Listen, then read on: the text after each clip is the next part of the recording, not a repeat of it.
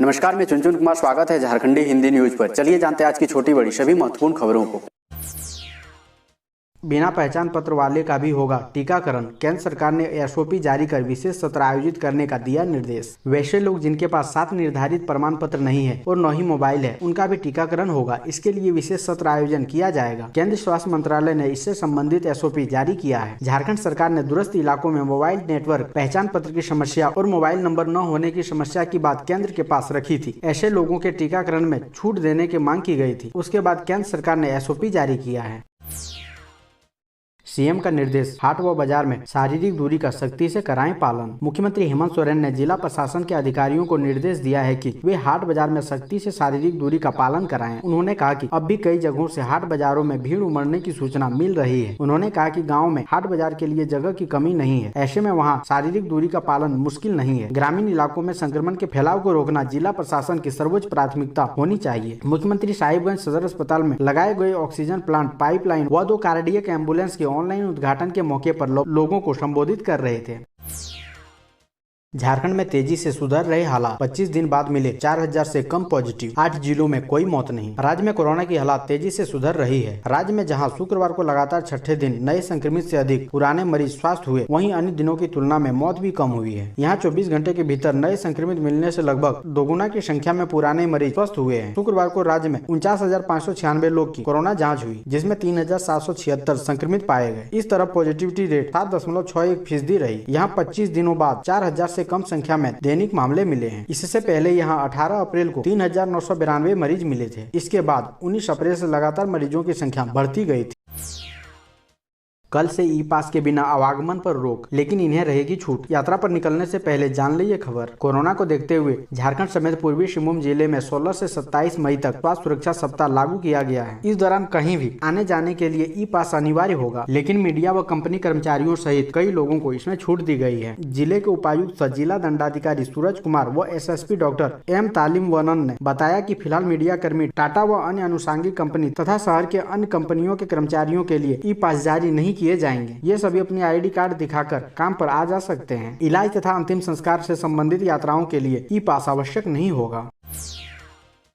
Black fungus के बारे में जानिए, आखिर क्यों झारखंड में तेजी से फैल रहा। कोरोना मरीजों में होने वाली दूसरी खतरनाक बीमारी म्यूकरमाइकोसिस यानी ब्लैक फंगस ने राज्य सरकार की चिंता बढ़ा दी है। अन्य राज्यों की तरह झारखंड में भी इसके मामले सामने आ रहे हैं। गुरुवार तक 9 कोरोना मरीज इसकी चपेट में आ चुके हैं, जिसमें 2 मरीजों की जान भी जा चुकी है। इसे लेकर राज्य सरकार भी अलर्ट हो गई है। सभी जिलों में ऐसे मरीजों की जानकारी मांगी गई है। साथ ही सभी मेडिकल कॉलेजों व अस्पतालों को भारतीय चिकित्सा अनुसंधान परिषद यानी ICMR द्वारा इस बीमारी से बचने के लिए आवश्यक एहतियात तथा उपचार को लेकर जारी एडवाइजरी भेजते हुए अनुपालन के निर्देश जारी किए जा रहे हैं। राज्य में अभी तक ब्लैक फंगस के रांची के मेडिका में 5, रिम्स में 3 तथा धनबाद के एक अस्पताल में 1 मरीज सामने आए हैं। इनमें मेडिका में भर्ती चतरा तथा धनबाद में एक महिला की मौत हो चुकी है। दोनों मरीज मधुमेह से पीड़ित थे तथा गंभीर रूप से कोरोना से संक्रमित भी थे।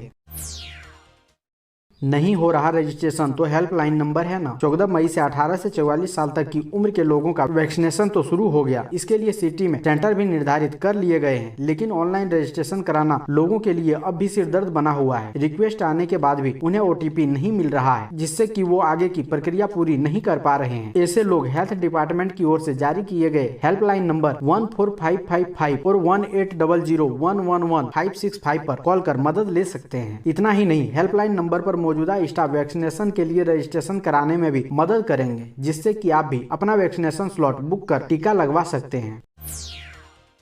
जमशेदपुर में मिला ब्लैक फंगस का मरीज, जानिए किन कोरोना मरीजों को है अधिक खतरा। ब्लैक फंगस जैसी घातक बीमारी ने अब जमशेदपुर में भी दस्तक दे दी है। शुक्रवार को यहां TMH में एक मरीज सामने आया। ब्लैक फंगस का इलाज कराने पहुंचे मरीज की कोरोना रिपोर्ट पॉजिटिव आई। टाटा स्टील के मेडिकल सर्विसेज के सलाहकार डॉक्टर राजन चौधरी ने शुक्रवार को टेली कॉन्फ्रेंस के जरिए आयोजित प्रेस वार्ता में इसकी जानकारी देते हुए कहा कि ब्लैक फंगस कोई नई बीमारी नहीं है। यह बीमारी उन लोगों में होने की आशंका रहती है जिनकी रोग प्रतिरोधक क्षमता कमजोर होती है, साथ ही उन्हें भी जिन्हें उच्च स्तर पर स्टेरॉइड की डोज दी जा रही है। कैंसर, मधुमेह और दिल के मरीजों को ब्लैक फंगस होने का खतरा रहता है।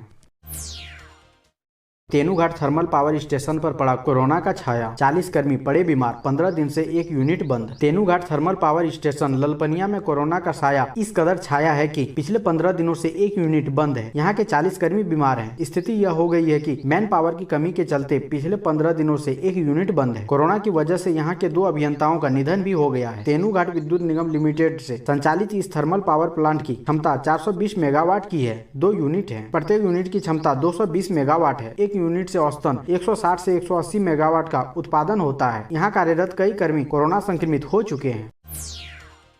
कोरोना से कराहने लगी ऑटोमोबाइल कंपनियां, टाटा मोटर में फिर बैठाए गए अस्थायी कर्मचारी, रात्रि पाली में काम बंद। टाटा मोटर्स में एक बार फिर अस्थायी कर्मचारियों को काम से बैठाया गया है। सोमवार से करीब 200 अस्थायी कर्मचारी अपनी ड्यूटी पर नहीं जाएंगे। कंपनी को उत्पादन में आई कमी की वजह से ठेका मजदूरों के बाद अब अस्थायी कर्मियों को काम से बैठाया जा रहा है। कंपनी में करीब 3400 अस्थायी कर्मी होंगे, जिसमें फिलहाल 1500 ही काम पर हैं। उत्पादन में आई कमी व कर्मचारियों को काम से बैठाने की वजह से अब रात्रि पाली में काम नहीं हो रहा है। कंपनी में कोरोना संक्रमित मरीजों की संख्या बढ़ने से कई विभाग में मैन पावर कम किया गया है। आधे फीसद कर्मचारियों के साथ उत्पादन किया जा रहा है।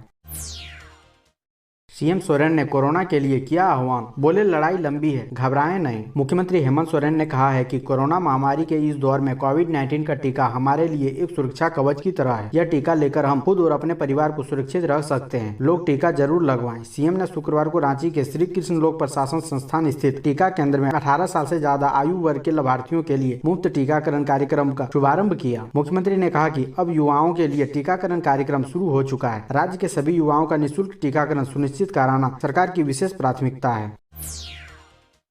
सुप्रीम कोर्ट में सीबीएसई 12वीं बोर्ड परीक्षा, छात्र बेचैन। केंद्रीय माध्यमिक शिक्षा बोर्ड सीबीएसई की 12वीं बोर्ड परीक्षा को लेकर संशय लगातार बढ़ता जा रहा है। परीक्षा रद्द होने या आयोजित होने को लेकर छात्र दुविधा में है। इस बीच सीबीएसई 12वीं बोर्ड परीक्षा रद्द करने को लेकर सुप्रीम कोर्ट में याचिका दायर की गई है, जबकि सीबीएसई ने कक्षा 12वीं बोर्ड परीक्षा रद्द किए जाने की तमाम मीडिया रिपोर्ट को खारिज कर दिया है। जानकारी के मुताबिक सीबीएसई 12वीं बोर्ड परीक्षा 2021 को रद्द करने की याचिका वकील ममता शर्मा ने सुप्रीम कोर्ट में दायर की है। याचिकाकर्ता ने नई मूल्यांकन पद्धति या फिर इंटरनल असेसमेंट के जरिए रिजल्ट जारी करने की गुहार लगाई है। बहरहाल अब देश के छात्रों की नजरें सुप्रीम कोर्ट पर टिक गई है।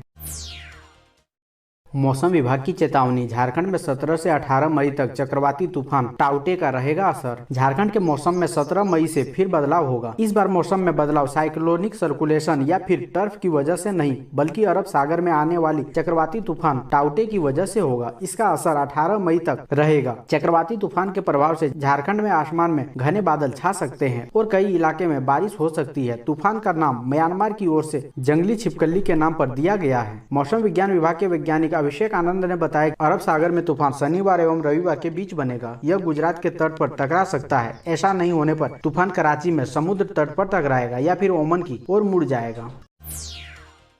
कल से रांची के 92 पॉइंट पर कड़ाई से होगी चेकिंग। क्यूआरटी की टीम को मिलेगी जिम्मेदारी। सही वजह नहीं बताए तो कार्रवाई। स्वास्थ्य सुरक्षा सप्ताह की अवधि बढ़ाए जाने के बाद 16 मई से कड़ाई बढ़ती जाएगी। प्रशासन की ओर से इसकी तैयारी कर ली गई है। जिले के सभी 92 चेकिंग पॉइंट पर 3 शिफ्ट में जवान और पुलिस अधिकारियों की तैनाती होगी। इस दौरान जिला से बाहर आने जाने वाले निजी वाहन सवारों के पास यदि ई पास नहीं होगी या फिर बाहर से आने वाले यदि सही वजह नहीं बताएंगे तो उन पर कानूनी कार्रवाई की जाएगी। पास नहीं रहने पर उन्हें जिले से बाहर जाने से रोका जा सकता है।